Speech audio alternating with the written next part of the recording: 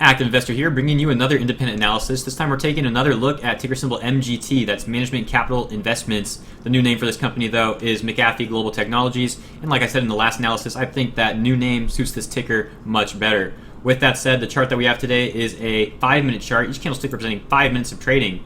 So it's a very intraday chart. And this entire chart is everything that happened today on Tuesday. It's including the pre-market and the after hours. And of course, the main trading day itself as well. So we're seeing everything that occurred on Tuesday. So I want to take a look at three main areas. Those three main areas being 453, 430, and 367. Just to prove that these pivot points are super important, you can see here, 367 was tested as support. This candle literally bounced off 367. This one literally bounced off 367. So 367 is absolutely a pivot point.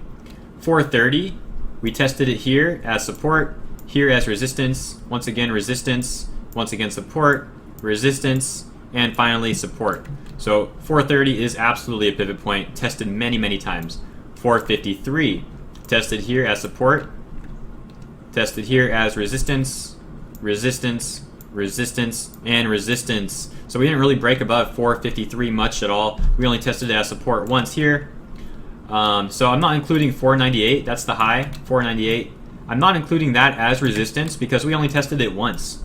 And to me, 498 getting denied once doesn't really include it as resistance, since when you get to a number like $5, $4, $3, any sort of block like that, that's always a mental resistance. So I'm just going to easily remember that $5 is a mental resistance point.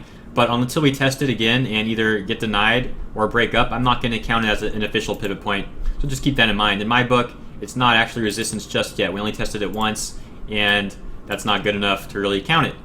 Now, if it was like 440 or something and we tested it once and got denied, I would include it. But since it's just a $5 even number like that, $5, that's a mental resistance.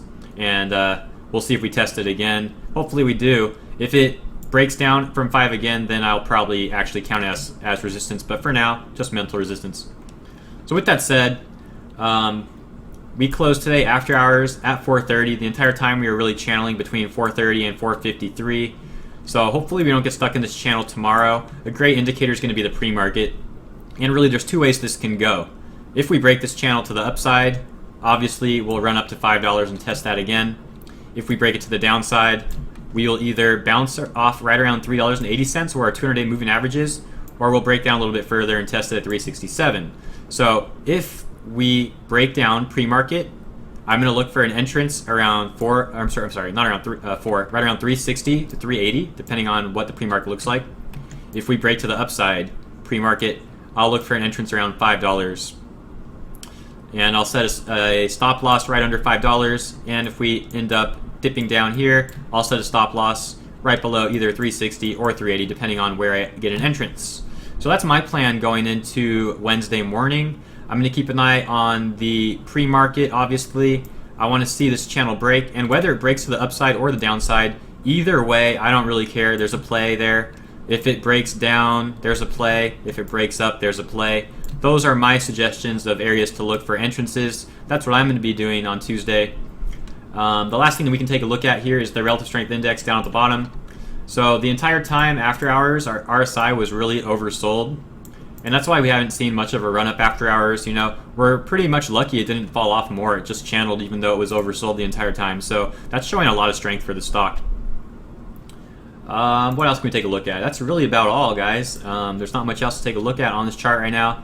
This is a 5-minute chart, of course, so it's very intraday.